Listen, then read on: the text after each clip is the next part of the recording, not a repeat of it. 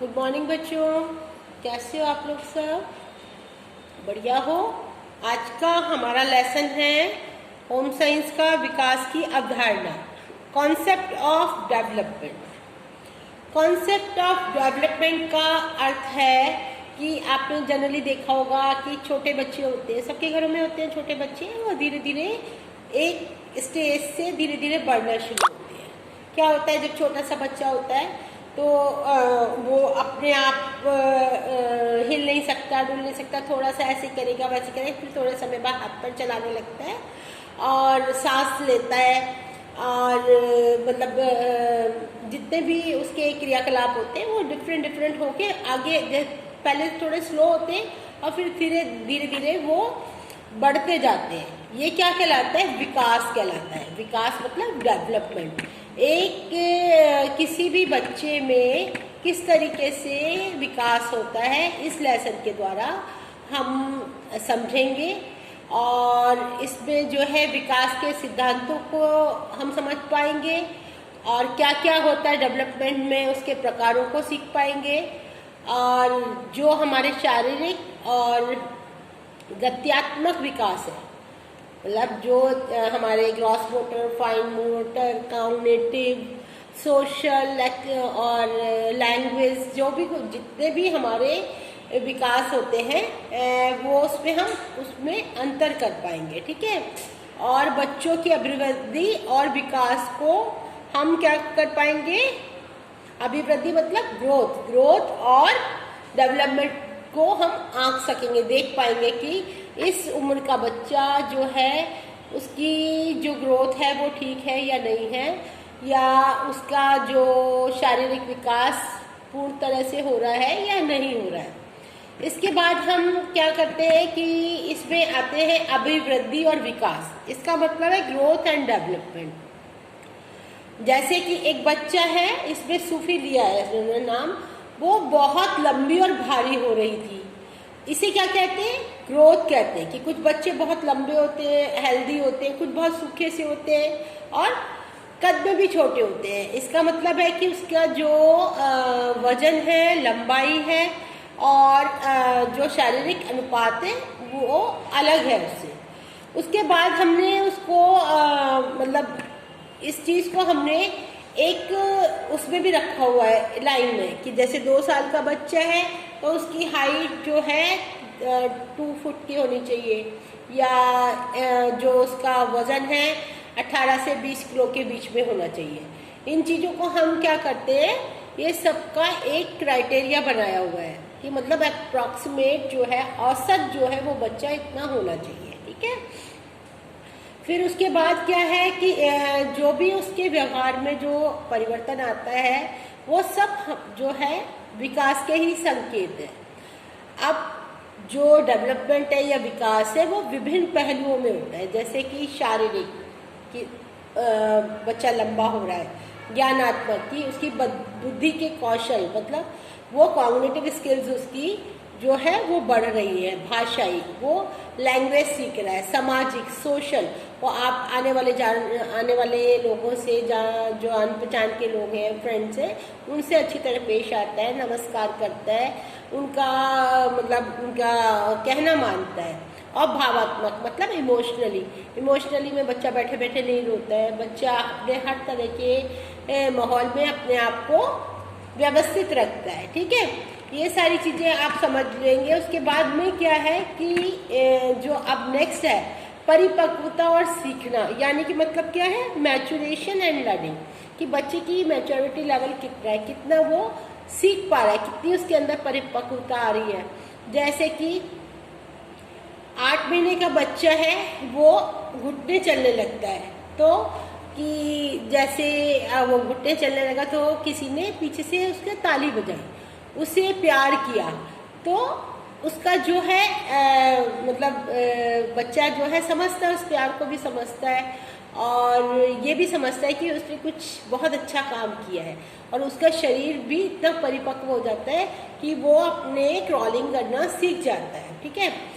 कि नेक्स्ट में है मैच्योरेशन का, आपको मैंने समझाया। फिर क्या है, वातावरणीय प्रेरणा और प्रशिक्षण द्वारा नए कौशल को प्राप्त करने की प्रक्रिया को सीखना लर्निंग कहते हैं। कि जो हमें वातावरण से मिलता है, जो हमारे आसपास घटता है, जो हमारे मम्मी पापा हमको सिखाते हैं या हम जो देख करके सीखते हैं, उसको जो सीखने की कला है उसको हम क्या बोलते हैं, लर्निंग बोलते हैं। समझ में आया। और उसमें क्या है, फिर साथ में आ जाता है आपका हेरिडिटी एंड एनवायरनमेंट। ये सारी चीज़ें जो हैं, जैसे कुछ बच्चे बहुत लंबे होते हैं, कुछ बच्चे बहुत छोटी हाइट के होते हैं क्योंकि उनके पेरेंट्स भी छोटी हाइट के होते हैं, या कुछ बच्चे मतलब जन्म से ही उनको कोई बीमारी होती है जैसे डायबिटीज़ है, तो पेरेंट्स से जो चीज़ें उनको आनुवांशिक उसमें मिली होती हैं तो वो सब चीज़ें बच्चों के अंदर भी आती हैं। और क्या है, जो आसपास का वातावरण जो है उसको भी जैसे हम व्यवहार करते हैं, जैसे पेरेंट्स का व्यवहार होगा, जो खान पीन होगा, खाना पीना होगा, जो उनका वार्तालाप करने का तरीका होगा, बच्चा जो है वो उसी को ज़्यादातर समझता है और उसी से ही वो क्या करता है, प्रशिक्षण लेता है, मतलब वो ट्रेनिंग उसको वहीं से मिलती है। और एक अब इसके बाद है पाठगत प्रश्न 18.1 के, किसी ने मुझे घुटने के बल चलना नहीं सिखाया किंतु एक दिन में मैंने माता पिता को देखा दिया कि मैं ऐसा कर सकता हूँ। तो इस छोटे छोटे हैं, इसमें शब्दों को ठीक करके लिखना है। परिपक्व, विकास, फिर ये है सीखना, तो ये इसको आपको कॉपी में अभिवृद्धि। अब ये क्या, सीखना, अभिवृद्धि, परिपक्व और विकास, ये सारी चीज़ें इसके अंदर आपको फिल करनी है। अच्छा, अब डेवलपमेंट के कुछ सिद्धांत होते हैं, जैसे विकास में परिवर्तन। अब क्या है कि जब बच्चा देख करके या सुन करके बोलना सीखता है, कुछ उसकी जो सोचने और समझने की जो शक्ति होती है, जो क्षमता होती है, वो क्या होती है, वो विकसित होती है। और जो विकास का एक जो पैटर्न है वो एक फिक्स है। समझ में आया। प्रत्येक बच्चे की जो विकास की जो दर होती है वो थोड़ी सी अलग अलग होती है, लेकिन विकास का जो पैटर्न है वो समान होता है। पहले क्या होता है, सिर से आरंभ होकर विकास जो है पैरों तक जाता है, जिसको सिफ्लोकॉर्डल क्रम कहते हैं। ठीक है, सिफ्लोकॉर्डल डेवलपमेंट कहते हैं। इसका अर्थ है कि सिर से पैर की ओर होता है, अर्थात व्यक्ति का विकास सिर से नीचे की ओर होता है।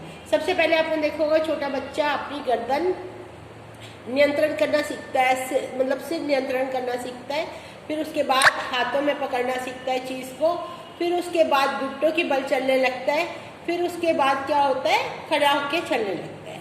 अब जो नेक्स्ट है, केंद्र से बाहर की ओर विकास, ये क्या होता है, प्रॉक्सीमोडिस्ट, मतलब ऐसे जो जाता है वो क्या आता है, प्रॉक्सीमोडिस्टल सीक्वेंस, क्रम। इसका मतलब है विकास शरीर के मध्य भाग से आरंभ होकर के चारों ओर फैलता है। इस क्रम में व्यक्ति की जो स्पाइन है वो सबसे पहले डेवलप होती है, उसके बाद शरीर का बाहरी जो भाग है वो विकसित हो। जैसे बच्चों के आगे के दांत पहले आते हैं और फिर बाद में पीछे के दांत आते हैं। ठीक है, ऐसे ही जो बच्ची ने जो था सबसे पहले अपने हाथों का प्रयोग करना शुरू किया, फिर उसके बाद उंगलियों का प्रयोग किया। पहले वो ऐसे ऐसे हाथ हिलाते हैं, फिर उंगलियों से चीज़ें पकड़ना सीखते हैं। ये आपको समझ में आ गया होगा। फिर उसके बाद सामान्य से विशिष्टता की विकास प्रक्रिया, तो क्या है कि इसमें जैसे एक छोटा बच्चा है, 3 महीने का बच्चे को हम झुनझुना देते हैं हाथ में, तो वो ऐसे पकड़ना शुरू कर देता है, फिर हाथ पैरों को चलाने लगता है। 5 महीने के होने के बाद वो अपने हाथों से चीज़ें पकड़ने, ये क्या है, ये एक स्पेशल वो विशिष्ट प्रतिक्रिया है। फिर क्या है कि जय विकास से संबंधित है, शारीरिक, मानसिक, सामाजिक, जितने भी विकास है वो सब एक दूसरे से संबंधित है। जो बच्चा शारीरिक रूप से वो होगा, शारीरिक रूप से स्वस्थ होगा, तो वो सोशली और इमोशनली बहुत स्ट्रांग होगा, और जो है मतलब उसके सभी के साथ बातचीत करेगा, सभी के साथ घुलेगा मिलेगा, हर एक्टिविटी में वो पार्टिसिपेट करेगा। ठीक है, उसके बाद में जैसे विकास जो है वो पूर्व में होती है, मतलब पहले से ही पता लग जाए कि जैसे कलाई का एक्सरे करने पर बच्चे की आयु का अनुमान लगाया जा सकता है। हम देख करके भी बच्चों को बता सकते हैं कि ये बच्चा इस उम्र का होगा। ये चीज़ें सभी बच्चों में आयु स्तर को बताते हैं। फिर व्यक्तिगत रूप से विकास में अंतर होता है। वो आपके खाने पीने पर, आपके वंशानुगत, आपकी को क्या क्या सुविधा मिल रही है और क्या आपकी परिस्थितियाँ, उसके ऊपर डिपेंड करता है। ये आपका हो गया। नेक्स्ट हम चलते हैं कि इसको, ये मल्टीपल चॉइस क्वेश्चन है, इसको आप अपनी कॉपी में करोगे, ठीक है। समग्र रूप से बच्चे जिस क्रम में विकसित होते हैं, दो रुझानों को आप बताइए। दो रुझानों को बताइए। कौन कौन से अभी हमने आपको बताए थे? सिफ्लोकॉर्डल और सिफ्लोकॉर्डल एंड प्रॉक्सीमोडल्स। फिर उसके बाद व्यक्तिगत अंतर के लिए अधिक महत्वपूर्ण क्या है? आनुवांशिकता या परिवेश? क्या है? दोनों चीजें जरूरी हैं, ठीक है। फिर उसके बाद हम चलते हैं, नेक्स्ट में आ जाते हैं। दोनों चीजें, आनुवांशिकता और वातावरण दोनों ही प्रभावपूर्ण कारण है। फिर नेक्स्ट है पोषण। जो बच्चों को जिस तरीके का खाना पीना मिलता है और स्वस्थ मतलब उनको वातावरण मिलता है, तो वो बच्चे बहुत अच्छी तरीके से ग्रो करते हैं, उनकी ग्रोथ बहुत अच्छी होती है। फिर जो बच्चे की पालन पोषण की विधियां हैं, अगर जैसे माता पिता पढ़े लिखे हैं या संपन्न हैं, तो उनके बच्चों में वो बच्चे जो है बहुत इमोशनली स्ट्रांग होंगे और उनकी ग्रोथ भी बहुत अच्छी होगी, उनका व्यवहार बहुत अच्छा होगा, क्यों, और वो बहुत ही अच्छी तरीके से समाज में भाग ले पाएंगे और सब लोगों से मिलजुल पाते हैं, ठीक है। फिर इसमें सही गलत बताना है। व्यक्ति के बालों का रंग वातावरण का परिणाम है, गलत। यदि बच्चा अच्छा पोषण लेता है तथा उसका वातावरण प्रेरक है, तो अच्छा शारीरिक और मानसिक विकास होगा, सही है। ये सही गलत आपको बताने हैं। आनुवांशिक संरचना की दृष्टि से प्रत्येक बच्चा विशिष्ट है, चाहे उसका पालन पोषण किसी भी वातावरण में हुआ है, सही है।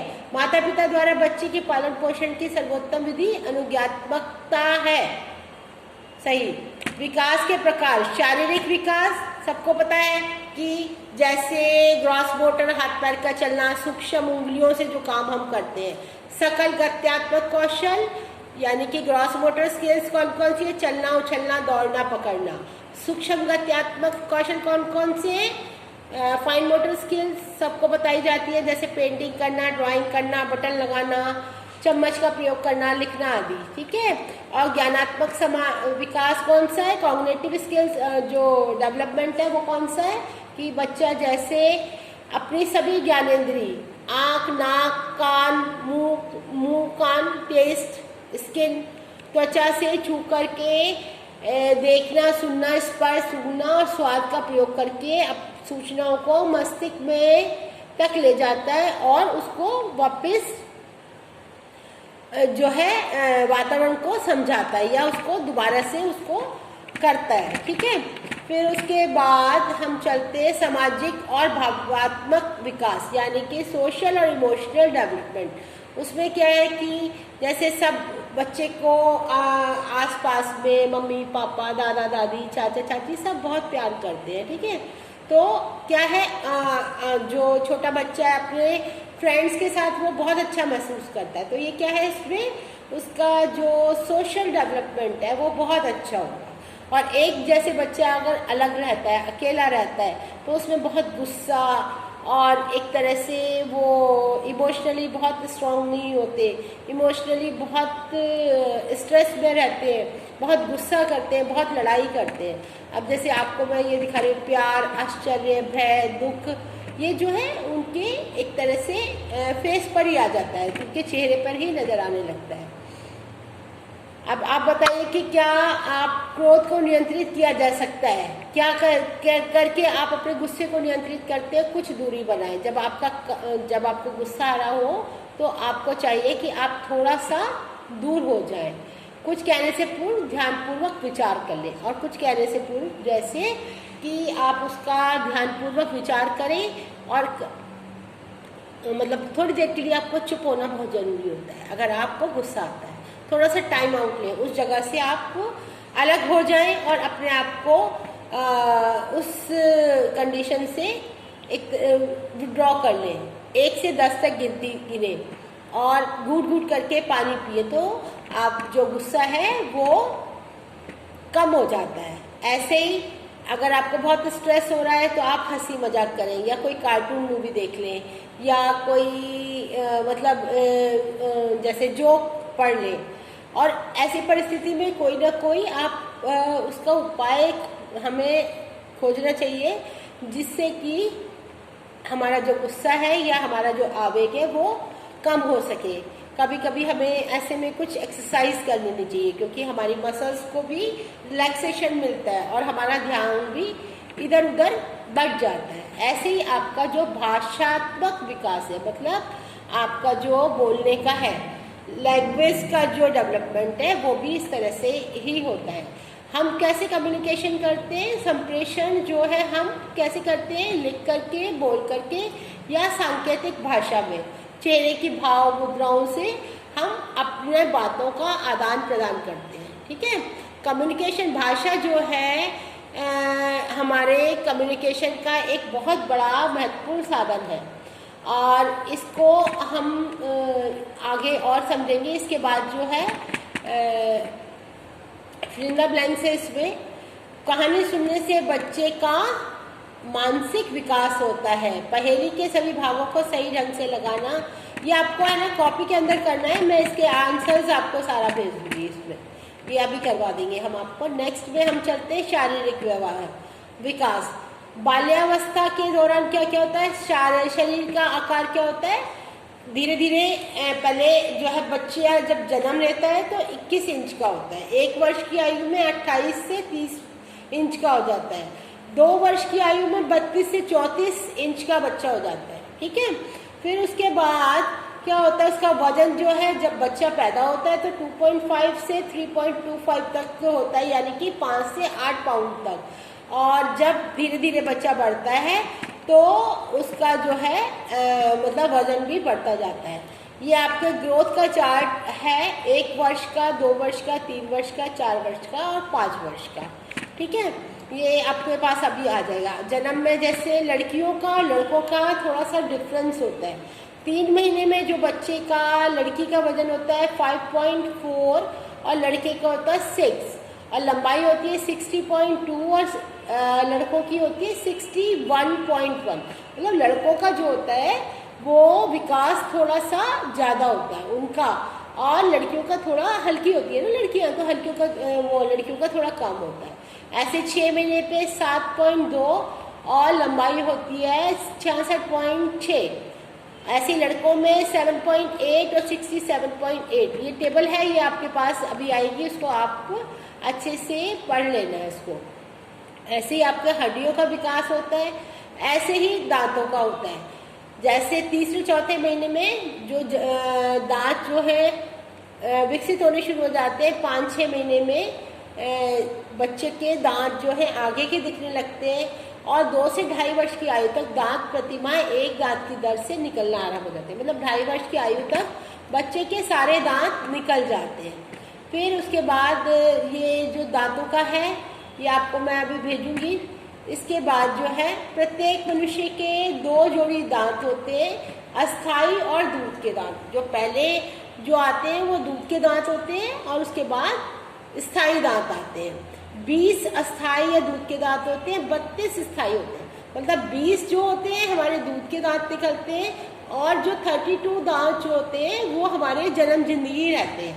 3 वर्ष से आयु तक बच्चे के सभी दूध के दांत अस्थाई, मतलब 2.5 से 3 साल के अंदर बच्चे के सभी दांत आ जाते हैं। और 5 से 6 वर्ष की आयु तक जो है वो दूध के दांत टूटने शुरू होते हैं, उसकी जगह स्थायी दांत आने शुरू हो जाते हैं। इसके बाद है बाल्यावस्था के दौरान क्या है कि जैसे लंबाई और वजन 2 से 2.5 किलोग्राम, 2 से 3 इंच बढ़ने की संभावना है शुरुआत के अंदर। और जो शरीर का अनुपात है वो भी क्या है, जो चेहरा वो सुंदर सा बन जाएगा, हाथ पैर भी लंबे हो जाएंगे, गर्दन भी पतली और लंबी हो जाएगी, इस तरीके से होना लगता है। फिर उसके बाद अब जैसे ये वाला है बच्चों का आरंभिक बाल्यावस्था के दौरान हड्डियों का विकास। जब शुरुआत में क्या होता है कि बच्चों का जो है हड्डियों का वो बड़ी हल्की होती है, उसके बाद वो जो है धीरे धीरे वो बड़ी सुदृढ़ और भारी होने लगती है, जिसके कारण बच्चा अगर पतला भी होता है फिर भी उसका वजन काफ़ी ज़्यादा होता है। फिर उसके बाद है ऊंचाई को मापने की समानावधि। धीरे धीरे हम जैसे जैसे बच्चा बढ़ता है तो हमारे बच्चे की लंबाई भी साथ साथ बढ़ती जाती है। इसके साथ में हम चलेंगे अब क्वेश्चन आंसर पर। शैशवावस्था में भी आपका ये है, ये जो मतलब छोटा बच्चा होता है 3 माह का गर्दन टिकाना, 5 माह का सहारे से बैठना, 8 माह का बिना सहारे बैठना, 9 माह का सहारे से खड़ा होना। ये पूरा चार्ट है, ये मैं आपको अभी सेंड कर दूंगी, इसको आप अच्छे से पढ़ना। ये सबके साथ होता है, सब इसी उससे निकलते हैं। अच्छा, इसमें सही गलत बताना। जो बच्ची है 5 महीने की है वह सहारा लेकर बैठती है। 5 महीने की तो नहीं बैठ सकती ना, तो नहीं। सूफी 8 महीने की घुटनों के बल चलती है, सही। आंचल 2 वर्ष की आयु में भी चलती नहीं है, गलत।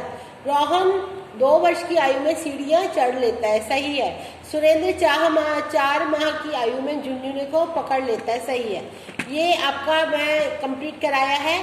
उसके बाद ग्रॉस मोटर स्किल्स का आ गया, दौड़ना, उछलना, रस्सी कूदना, छल्ला घुमाना, पढ़ना और साइकिल चलाना, तिपहिया साइकिल चलाना, और गेंद फेंकना और पकड़ना।